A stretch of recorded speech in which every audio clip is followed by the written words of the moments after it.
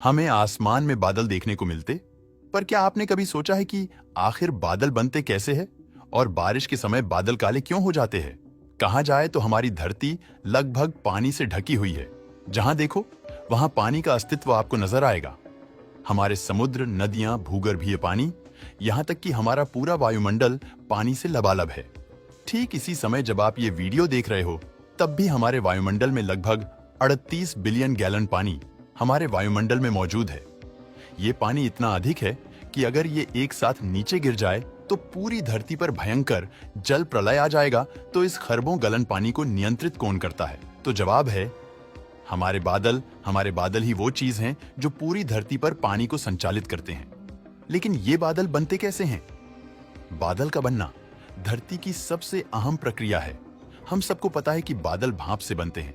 जब सूर्य की गर्मी से समुद्र, नदियां, झीलें जैसे जल स्रोतों का पानी वाष्पित होता है। वाष्पित पानी वायुमंडल में ऊपर उठता है। जब ऊंचाई पर वाष्पित पानी पहुंचने पर तापमान कम हो जाता है। जल वाष्प ठंडी होकर छोटे छोटे झलकणों में बदल जाती है। ये झलकण आपस में मिलकर बादल बनाते हैं। अक्सर बादल का निर्माण समुद्र, जंगल, तालाब, नदियां, यहां तक कि इंसान भी करते हैं। दरअसल वो हर चीज बादल के निर्माण में अपना योगदान देती है जो भाप उत्सर्जित करती है। उदाहरण के तौर पर इस लेख के ऊपर बन रहा है। ये बादल देखने में बिल्कुल किसी सुनामी जैसा लग रहा है, लेकिन अगर आप इसे गौर से देखें तो आपको पता चलेगा कि इस बादल का निर्माण ये झील कर रही है। ऐसे बादलों का निर्माण तब होता है जब ऊपर से नीचे की ओर आती ठंडी हवा नीचे से ऊपर की ओर जा रही गर्म वाष्पित हवा से मिलती है। ऐसे में सुनामी जैसे मनमोहक बादलों का निर्माण होता है। वास्तव में आप जो ये बादल देख रहे हैं, ये बेहद दुर्लभ होते हैं। लेकिन कुछ बादल काले क्यों हो जाते हैं? काले बादलों की वजह समझने से पहले आपको ये समझना जरूरी है कि बादल सफेद क्यों होते हैं। हमारे सूरज की रोशनी वैसे तो 7 रंगों की होती है, लेकिन जब यह आपस में मिल जाती है तो यह हमें सफेद रंग की लगती है।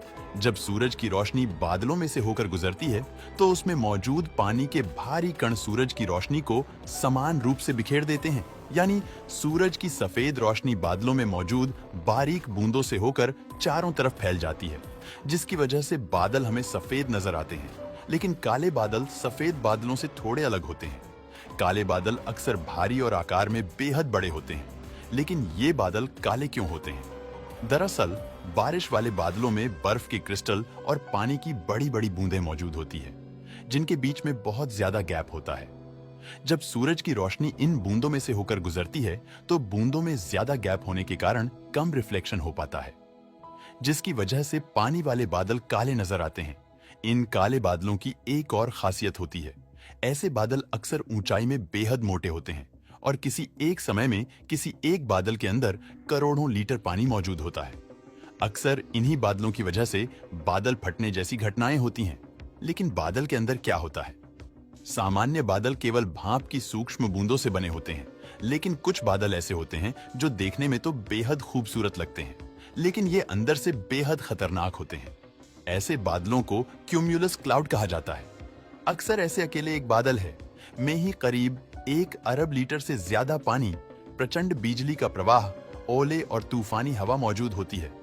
क्यूम्युलस ही वो बादल होते हैं जो खतरनाक बवंडर को जन्म देते हैं।